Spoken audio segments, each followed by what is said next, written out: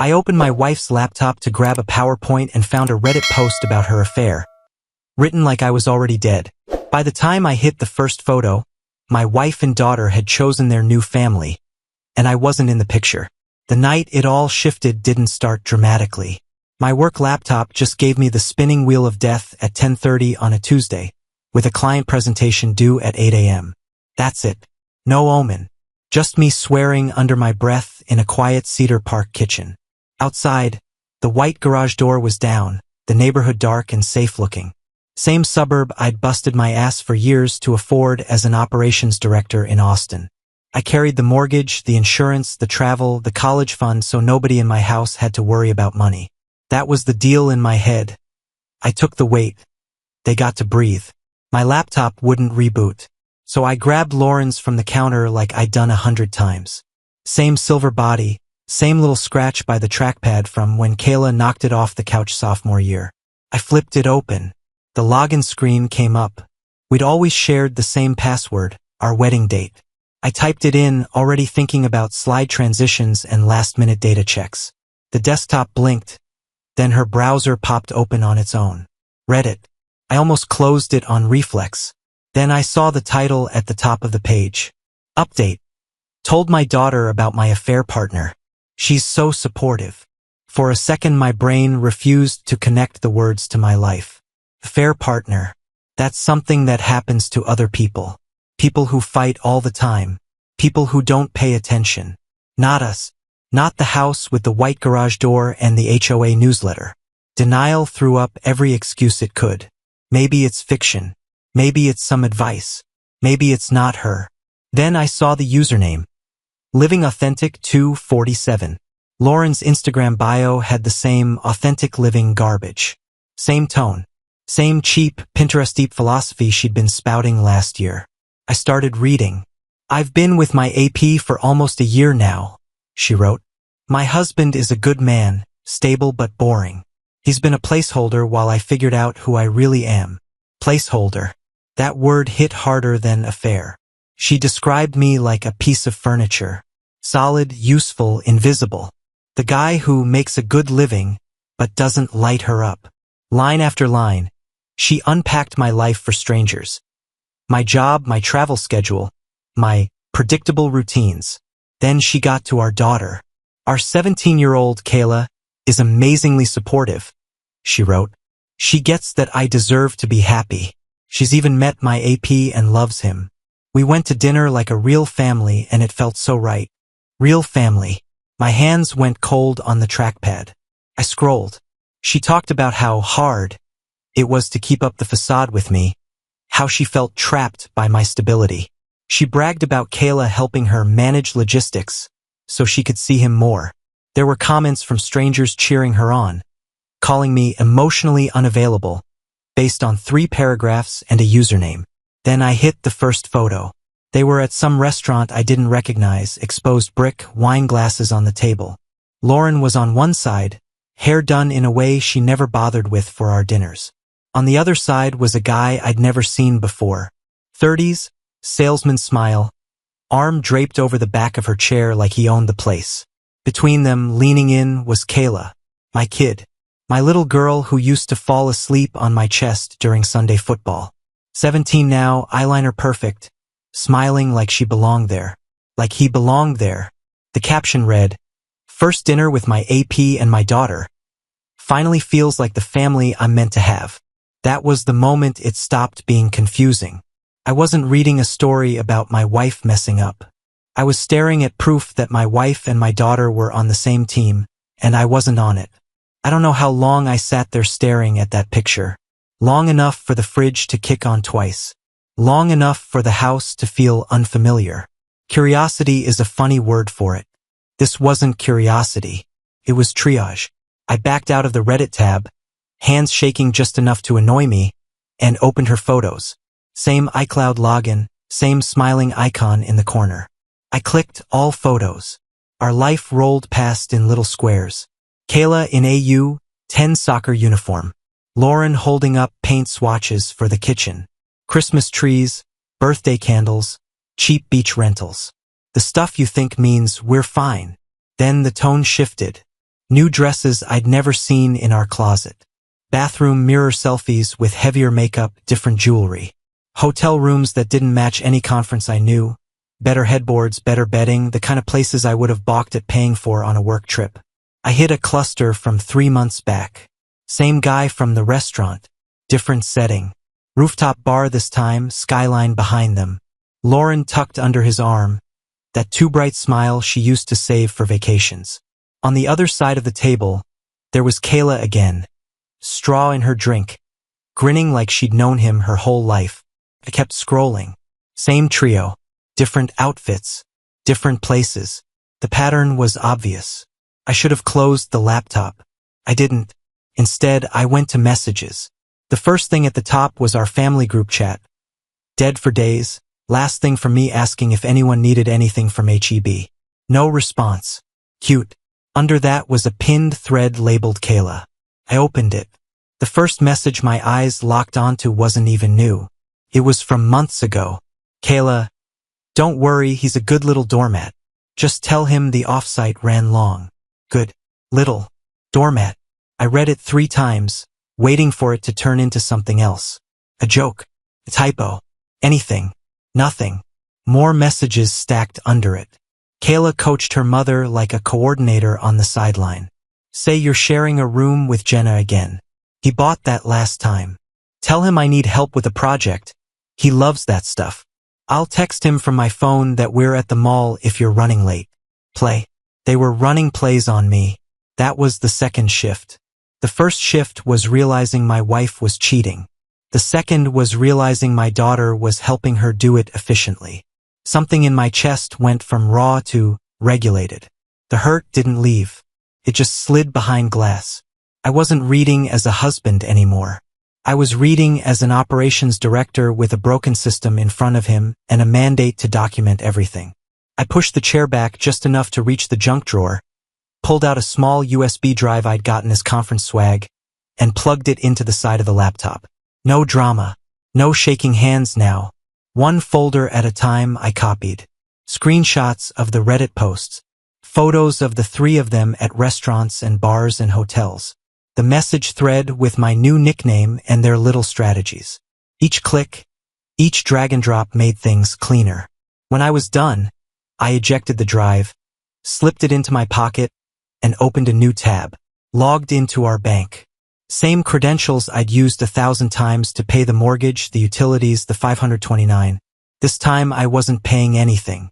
I went through line by line, applying the same I used at work when a vendor invoice didn't look right. Thursday night steakhouse charges I hadn't been at. Boutique clothing stores nowhere near our usual routes. Hotel names that didn't match her official conference venues. I stopped being the guy who got blindsided. I started being the man building a file. I was still at the kitchen table when the sun started to edge through the blinds. Same chair, same laptop, different man sitting in it. By then I had a list. Every charge that didn't smell right was in a notes app file. Dates, times, amounts. I wasn't chasing feelings anymore. I was chasing patterns.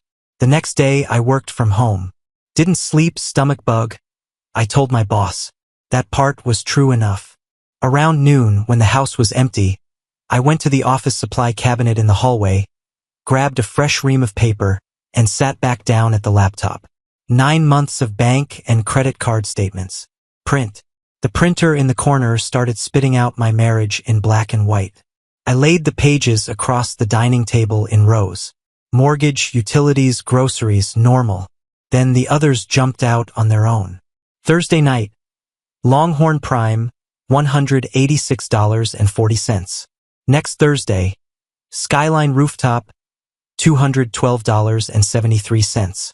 Random Tuesday, La Bella Intimates, $143.89. None of those lined up with anniversaries, birthdays, holidays. No photos on my phone. No memories in my head. I grabbed a highlighter and went to work. Then I opened Lauren's shared work calendar on my phone. Conferences, offsites, client dinners. I started cross-referencing. She always left a day early, came back a day late, booked hotels nicer than the official conference block. Every time there was a big charge at a restaurant in Dallas or Houston, There was a team event on her calendar. I pulled the cell phone records next. One Dallas number kept showing up. Late night calls. 45 minutes. An hour 20. Always on the nights I was at home alone watching SportsCenter and calling it rest. I wrote the number down. Later, I'd learn his name was Derek Collins. At that moment, he was just AP with a probable quota and a talent for spending my money. When I was done, the table looked like a crime scene evidence board. Left column, dates and locations of her work trips. Middle column, hotel and restaurant charges.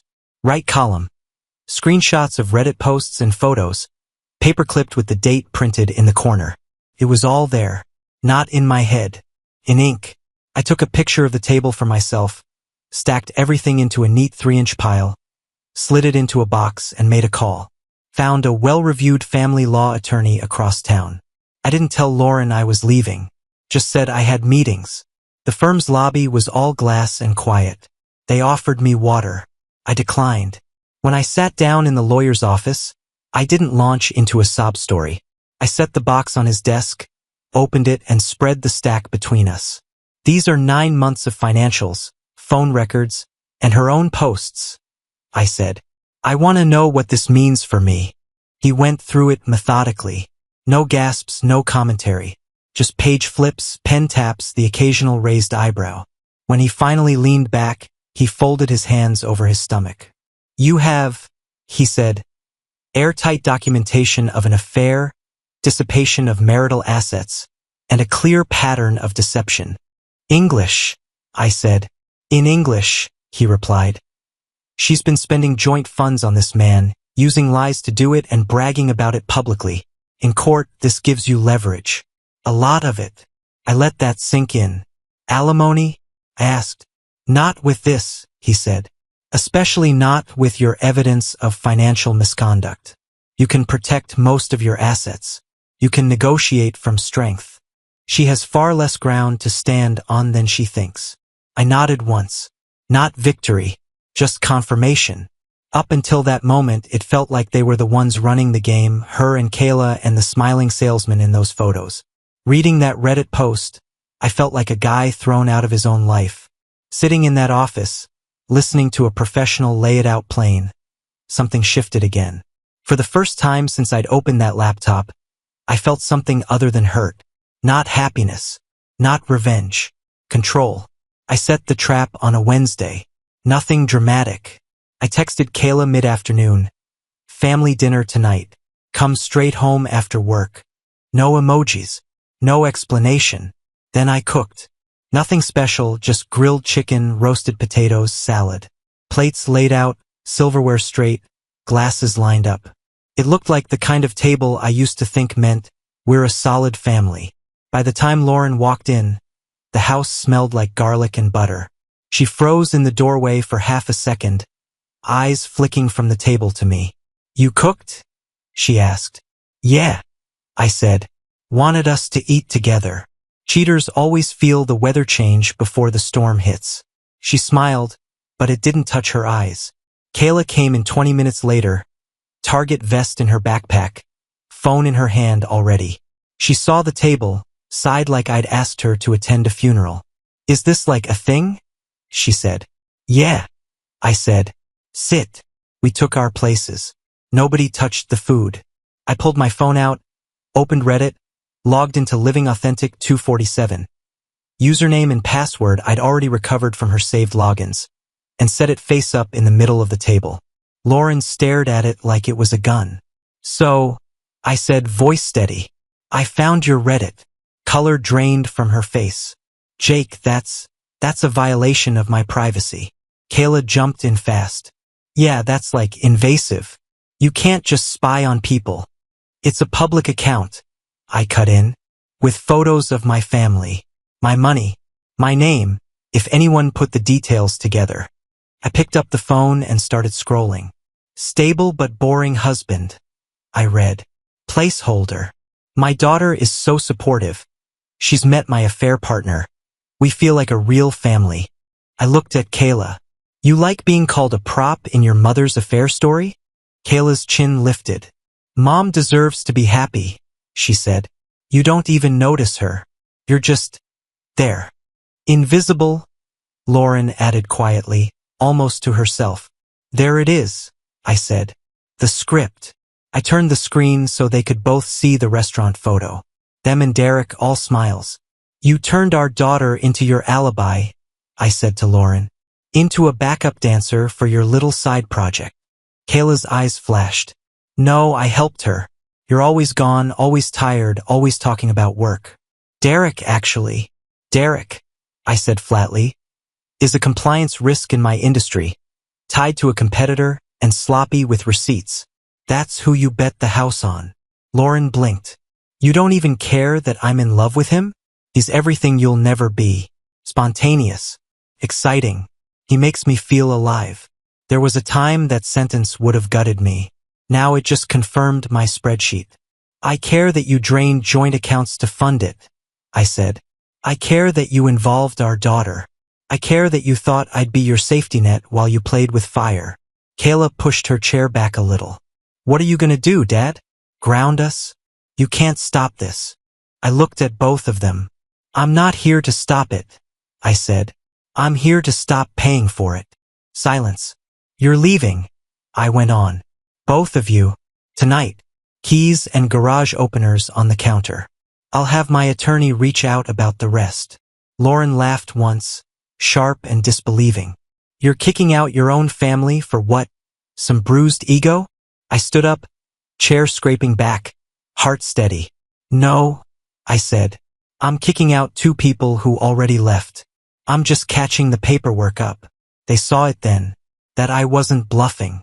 Lauren's hands shook as she dug in her purse for her keys. Kayla muttered something about me being insane, about no judge siding with a robot. They dropped their keys and clickers on the counter. The sound was small and final. The garage door opened. Car doors slammed. The engine started, faded down the street. I stood alone in the kitchen, 3 untouched plates on the table, the Reddit login still glowing on my phone. The house was suddenly quiet in a way that didn't feel like a loss. It felt like clearing a bad account off the books. The morning after I kicked them out, I woke up before my alarm.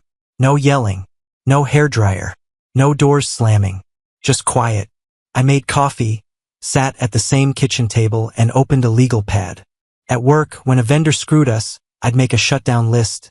Every contract, every access point, every valve to turn. I did the same thing now. Only this time, the vendor was my old life. The first stop was the bank. The branch manager knew me by name. Years of deposits and responsible family planning talks will do that. How's the family? He asked as we sat down in his glass box. Transitioning, I said. I need to restructure some things. I started with the 529. It had Kayla's name on it, my money behind it. Years of automatic contributions. College, grad school, whatever she wanted. I want to cash this out, I said.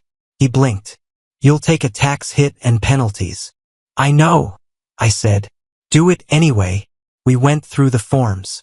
Signature here, initials there. I watched the 6-figure balance break, shrink, and land in an account under my sole control. That fund stopped being Kayla's future the moment she used me like a punchline in a text thread. Now it was just money again. And my money wasn't going to bankroll people who called me a doormat while they spent it. Next, I hit our joint savings. Over the last 3 years, I'd landed some heavy bonuses, all direct deposited into that pool. How much did I put in over my base salary? I asked. We pulled statements. I did the math.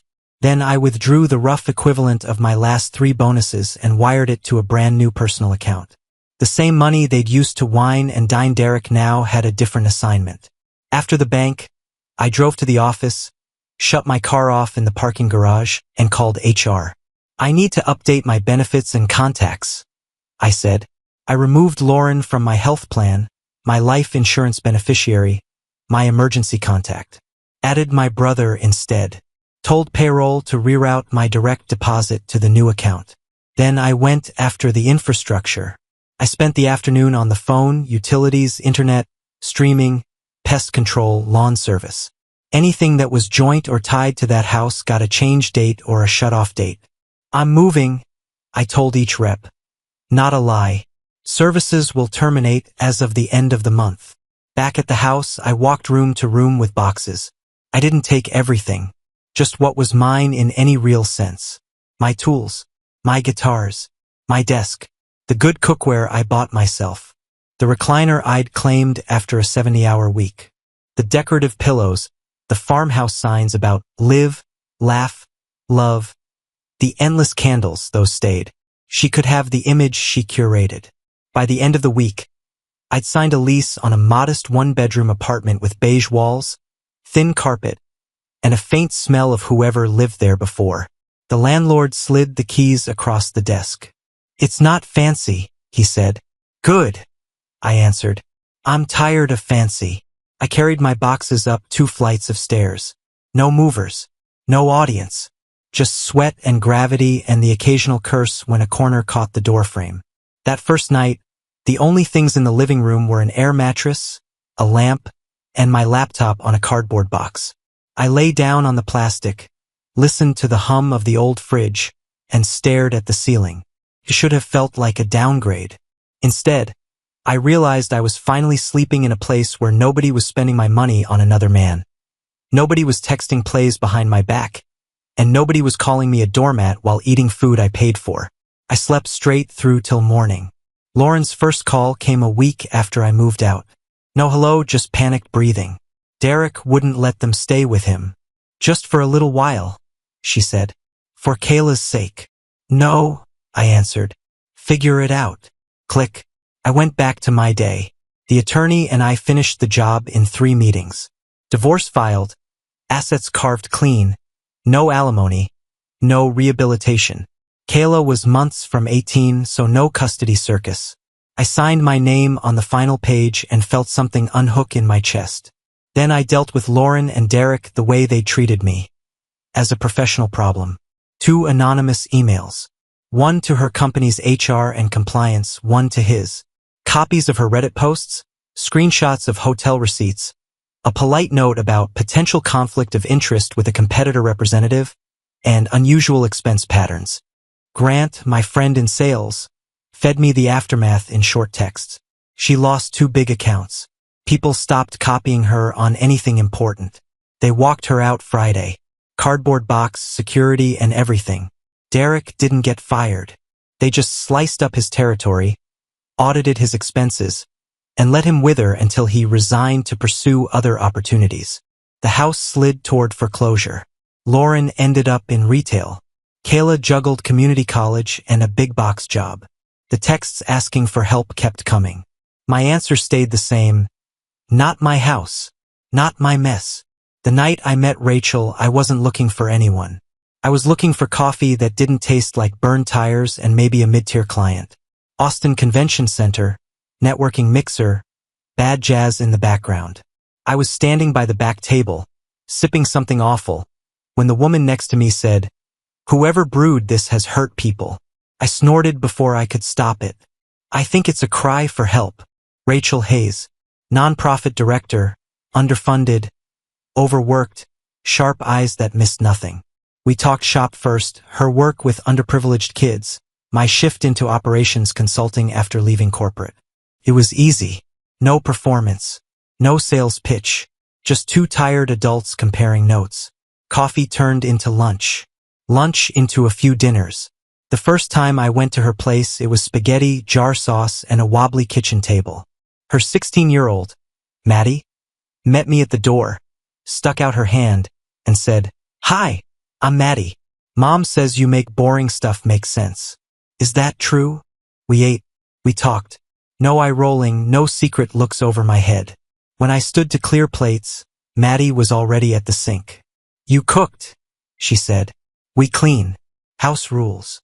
It was the simplest thing, and it felt more like respect than anything I'd had in years.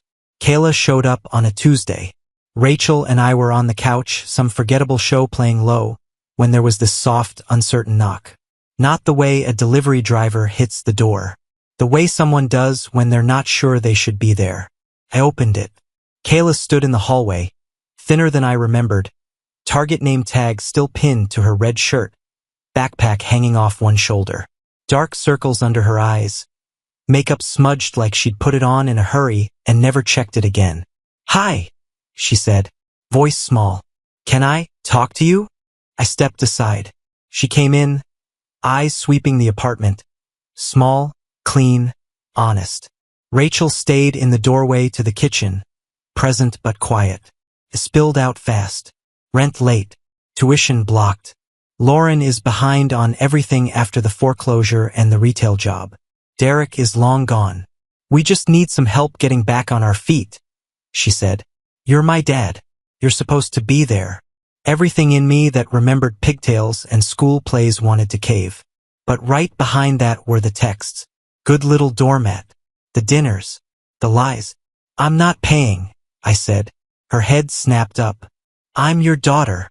You're my blood," I corrected. "Family is more than blood. It's how you treat people while you're spending it." She flushed. "So you're just replacing us? Playing house with them now?" She jerked her chin toward Rachel's direction. "I moved on," I said. "You had a front row seat to see how that happened." She started to cry, then got angry on top of it. I let her talk. When she ran out, I walked her to the door.